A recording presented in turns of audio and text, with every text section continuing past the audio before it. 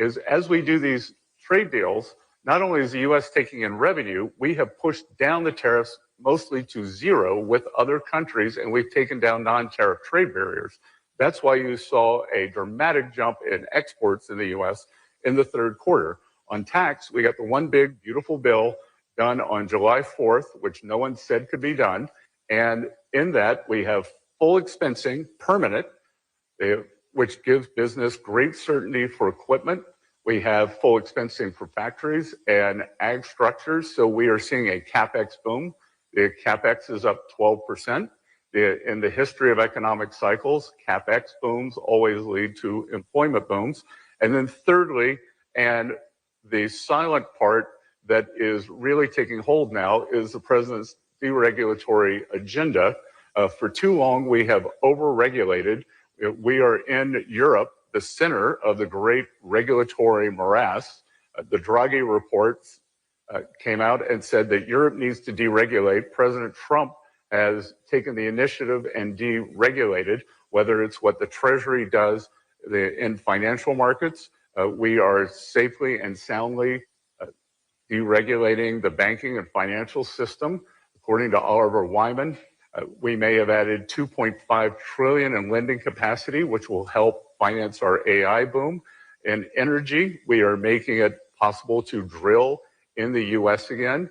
And in, excuse me, in every other industry, we are cutting back regulation, and that is leading to great certainty for businesses.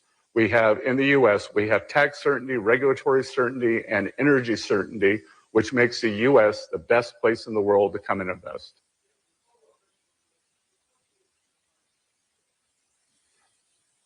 We have 4 fantastic candidates. It will be up to the president, and I would imagine that he will have an announcement maybe as early as next week.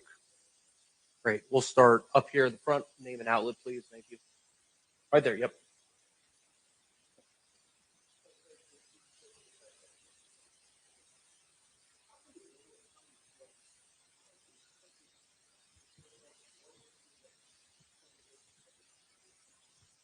What's going to happen with the U.S. agreements on tariffs with the U.K. and the EU in light of these new tariff threats over Greenland? And why should any country ever enter a trade agreement with this administration when one day to the next the goalposts could change? And how do companies, you just mentioned certainty and just mentioned capital expenditures. If I'm a corporate executive, how do I know how to make decisions about future investments, about CapEx, if I don't know what my costs and fees and customs duties I'm going to face in the future? Well, again, I would say this is the same kind of hysteria that we heard on April 2nd. There was a panic. And what I'm urging everyone here to do is sit back, take a deep breath, and let things play out. As I said on April 2nd, the worst thing countries can do is escalate against the United States. Back then, only one country, China, escalated. We ended up in an unfortunate tit for tat in tariff raises. We ended up at 145, 125. Through President Trump's good relations with Party Chair Xi, we have managed to stabilize that relationship and given great certainty. And as far as your question about the additional tariffs, what President Trump is threatening on Greenland is very different than the other trade deals. So I would urge all countries to stick with their trade deals. We have agreed on them, and it does provide great certainty. Great. Thank you. We'll take the next question, please. Let's start here in the front row with laptop. Please state your name and outlet. Tim Bartz from German magazine Der Spiegel. If it's true that your economic policies are so successful, why doesn't it resonate with the American people? Your president and the government is highly unpopular in your country. Are they not able to understand what you have achieved, or what's the reason for that? Great question. I can tell you what we are not going to do. We are not going to do what the Biden administration did, and I believe the American people still have inflation PTSD from the biggest inflation in 49 years, and the Americans, they are right to be upset. The Biden administration created an affordability crisis like we have not seen. We are working to bring that down. And please recall that many outlets in this room said that it was a vibe session. The American people do not know what they are feeling. They don't know how good they have it. What I believe is that the policies will take root and that we are going to see a economy, a very, very strong economy this year. We could see 5%, between 4-5% real growth, which would mean 7 or 8% nominal growth. And to answer your question, you may not understand the nuances of the way the U.S. tax bill works, but part of it is a timing problem. When we did the One Big Beautiful Bill on July 4th, which included the president's signature policies for working Americans, no tax on tip, no taxes on overtime, no taxes on Social Security, deductibility of auto loans.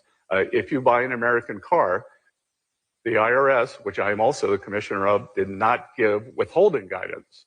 So Americans continued paying at the same rate.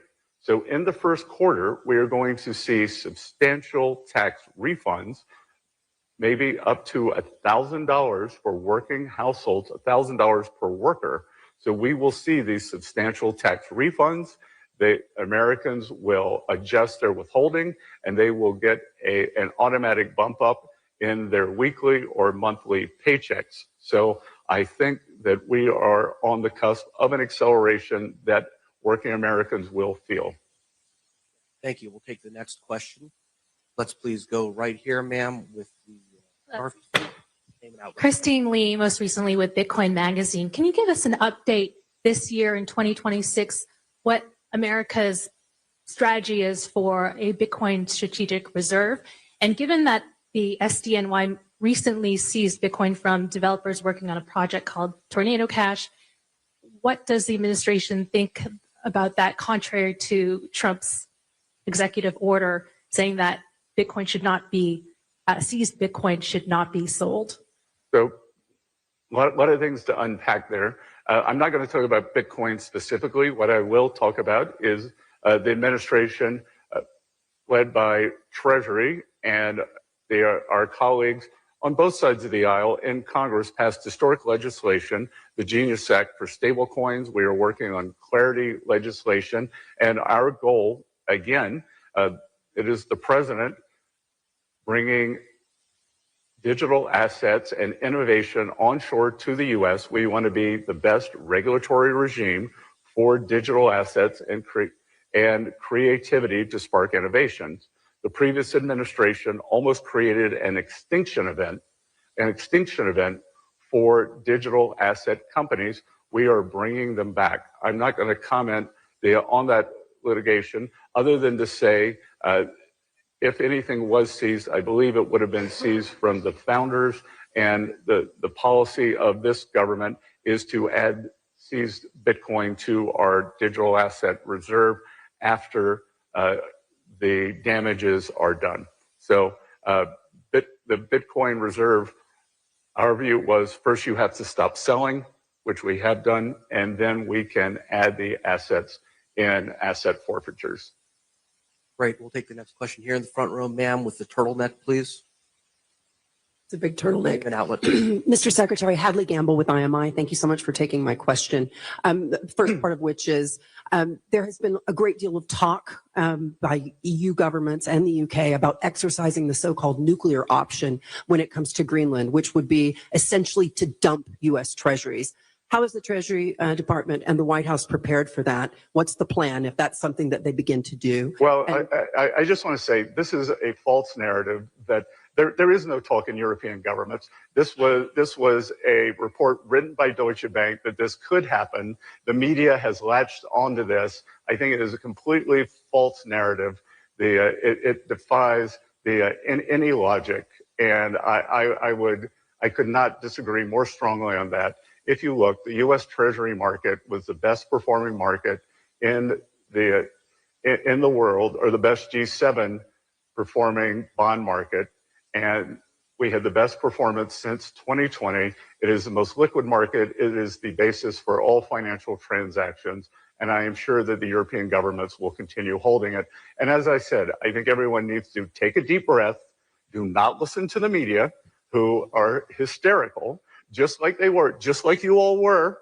Let's just go back to what happened after April 2nd, hysteria. And what happened? We had the fastest stock market recovery in history. So I think these false narratives, get out there, get spun up out of control. When I was an investor, part of my success was sticking back, looking at the medium and long term, and ignoring the media. And so just to follow into that, so you do not believe that the EU or the UK have any retaliatory financial instruments or measures in their bag that the United States should be worried about? No. Let's go to the next question. Ma'am, second row, scarf, please, name and outlet. Thank you.